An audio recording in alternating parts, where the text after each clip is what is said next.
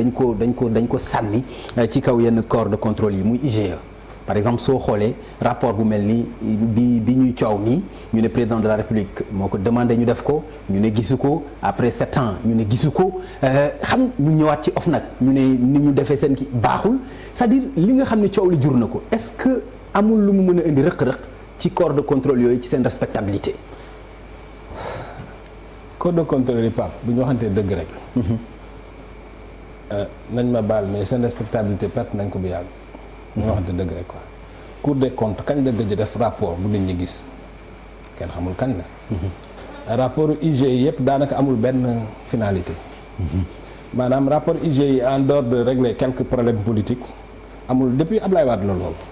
parce que xoolal rapport IGE yi Ablaye Wade jot yëpp rek na ni ci problème ak ay Idrissa Seck ak ñenn ñoo xam ni peut-être benn moment neexuñu kook yooyu. tu comprends nguur gi aussi bi mu ñëwee rapport yëpp mi ngi ci tiroir yi. tu comprends peut-être rapport Khalifa Sall lañ ci gis jeex na. y a rien d'autre donc pour dire que corps de contrôle yi fi mu toll nii mën naa jàpp ni dañ leen di fay suñu xaalis waaye jaruñu ci dara réew mi. bon Nafi Ngom Keïta man mënuma d'accord ak style am. parce que aussi mënoo nekk di contrôler boole kook di wax.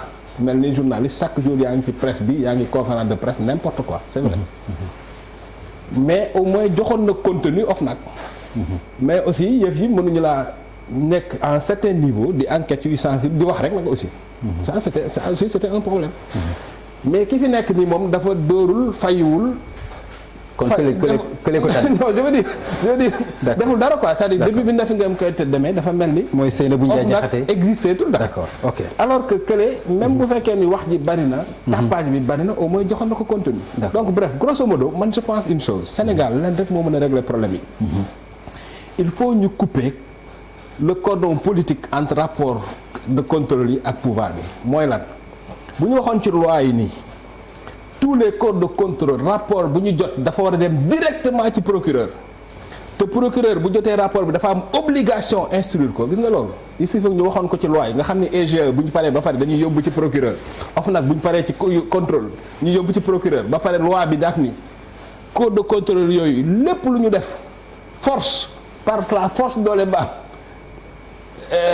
procureur daf ko war a instruire. xanaa kon booba dañuy génne IGE palais carrément nga xam. du nekk ci mais IGE mën na génn palais am na corps yu mais du fii rek la IGE nekk palais. boo demee France IGE nekkul palais. yaa ngi dégg réew démocratie yi avancé yëpp corps de contrôle yi amul benn autorité politique bu nekk ci seen biir. dañu war a mais France dañu dem ba li ñu def sax moo gën a grave même ñiy jugé délit pôle financier dañ leen jël génne leen ci justice bi carrément yóbbu leen feneen ñoom autonomie totale bu fekkee da nga bëgg transparence moom da ngay wax ni. corps de contrôle yi léegi. c'est vrai président mën na leen saisir keneen mën na leen saisir keneen mën na leen missionner mais société civile bi aussi mën na leen missionner. un citoyen bu gis ay preuves jox leen ko aussi mën na leen missionner. bu ñu liggéeyee ba pare nag dañ ko war a jébbal procureur te bu ñu ko jébbalee procureur par force procureur daf ci war a liggéey gis nga Pape tant que defuñu loolu xam nga nu muy demee. ku fi mën a nekk président de la république dañ lay jox rapport yi. ñi nga mere. nga xoolal nga sukkandiku ci rapport yi. li sa conco li def nga teg sa loxo. voilà d'accord léegi doyen Mody ci discrédit bi nga xam ne gis nañ ko ci corps de contrôle yi dégg nga ni ko Cheikh gisee. yow ban gis-gis nga ci am. parce que li ñu dégg ci IGE ci rapport yi li ñu dégg léegi ci OFNAC ak le procureur de la République ak leneen li nga xam ne ñu ngi ko doon xaar ci yenn corps de contrôle yi te gisuñu ko. waaw loolu bala maa ci yàgg lii kii wax nag moom daa jubóobu ci ak moom. li ma ci Nafi Ngom da doon wax lu bari di defi conférence di wax ci enquête bi loolu moom amut. Nafi Ngom déglul mais Nafi Ngom da doon conférence de presse rek ñaari baat ñett mu wax. déglul mosul wax ji dafa bari mosul ne. non mi ngi doon wax rek góor gi. non bàyyi ko may déglul rek bàyyi ko may man kay la ma fa ne 20 mois yow la fa ne man miy wax ni rek def na conférence de presse ci man. déedéet. ci benn article boo non mais bien sûr ndax def conférence de presse ne Cheikh Yérim Seck moo bind xaw ma lan ci benn article. dama ne man ba ma fa nekkee bu ma fay jógee. Nafi Ndiaye di pour conférence Nafi Ngom li mu def.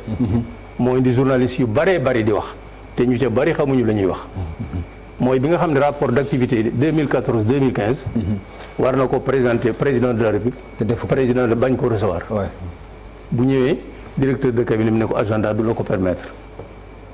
la dernière fois bu muy dem mu wax ko elle décide de ne plus y aller te dans la même semaine président de la République recevoir na rapport d'activité conseil économique et social. rapport d'activité du conseil pour le dialogue social au conseil pour le dialogue social. mu xam ne kii kat du ko recevoir te rapport bi da ko war a présenter la loi dit tous les ans l'OFNAC établit un rapport d'activité qu'il présente au président de et qu'il rend ensuite public président la nekk mu nangu koo jeg nangu ko mais des na bu après président dañ koy rendre public. après président. après président après président la ñu wax. ni nga ma koy expliqué. nangu ko recevoir. même bu ko nanguwul recevoir yaakaar nga ni war na ko rendre public. mais ko mu terminer s'il vous plaît baal ma rek. non c'est une question d'appréciation. Il a refusé de recevoir. Parce que pourquoi? Parce que ses amis sont mis en cause. mais sànq yow wax nga ma ne nekkoo ci xelu procureur. mais yaa ngi bëgg a nekk ci xelu président de la République. waaw yaa ngi bëgg a nekk ci xelu. Cheikh baal ma rek mu terminer s'il vous plaît. nit ñi. maa ngi jël témoin ñu ñuy déglu. dem na fa ñetti yoon ñeenti yoon. loolu kay dégg nañ ko. waaw ko demuma ci xelu kenn. directeur ne ko président amul jot. doyen est-ce que mën naa am lu ma la laaj. déglul ma rek bàyyi ko rek mu terminer. président dafa chargé. ñu teg ci semaine mu recevoir Aminata Tall mu présenté son kii mu recevoir ndaw si Nangam Ndiaye. mu présenté son rapport te nee na amul jot. loolu lu muy tekki kii buggu ko recevoir. et c'est la vérité. bugguma rentrer dans les détails. conditions yi mu posé woon bu ñu ko nanguwoon mu recevoir ko. mais dañ ko nangu man li ma xam naa ko. le président ne voulait pas recevoir. amoon ay conditions. dama ne le président ne voulait pas recevoir. mais dafa amoon ay conditions yu ñu ko posé woon. da nga may déglu. waaw. président Macky Sall buggul recevoir Nafi Ngom Keïta. mais fis na du ma la recevoir aw ma jot. nga jógee fa ma recevoir ñaar loolu mooy lan. loolu mooy aw ma jot. mais amul jot. loolu mooy aw ma sa jot la sax aw ma sa jot. voilà loolu aw ma sa jot la. aw ma sa jot bu dee ni nga koy waxee noonu la demee moom loolu moom aw ma sa jot la. amul dama ne man du ma wax lu ma xamul. tout à fait mi may dégg. non ça c'est clair. directeur de cabinet bàyyi ma rek mu déglul rek recevoir wu ko bon mënu ko présenter. mais dañ ko war a rendre public. tout à fait. mais elle convoque la presse les partenaires au développement fële ca King Fahd def présenter fa rapport ba looloo indi coow la. présidence dégg nga fu ne ñu wax elle n'a pas le droit nangam mais amul benn conférence de presse bu mos a organisé di wax ci enquête yi. merci loolu amul. d'accord léegi après dinaa ñëw suma d'accord dinaa ñëw suma question. jeexalul da nga ma ni ma waxoon. non bàyyi ma wax nag. bàyyi ko mu eggale bàyyi ko Cheikh bàyyi ko rek. waaw léegi baal objection bi après nga ñëw ci. waxal voilà léegi si vous góor gi depuis dossier Idrissa Seck. Nafi Ngom Keïta. dossier bu mu géré fii Sénégal. polémique da ci am. man li ma fekk la non depuis Idrissa Seck. tu te souviens pas temps Idrissa Seck. ndaw si li mu fi def lépp comme dégâts. attaqué ay ministres def ay conférence de presse bind c'est-à-dire moom discussion privée yi gën a privé yi muy am ak chef d'état sax da nga koy lire ci journaux yi mais loolu c'est grave. à ce niveau là.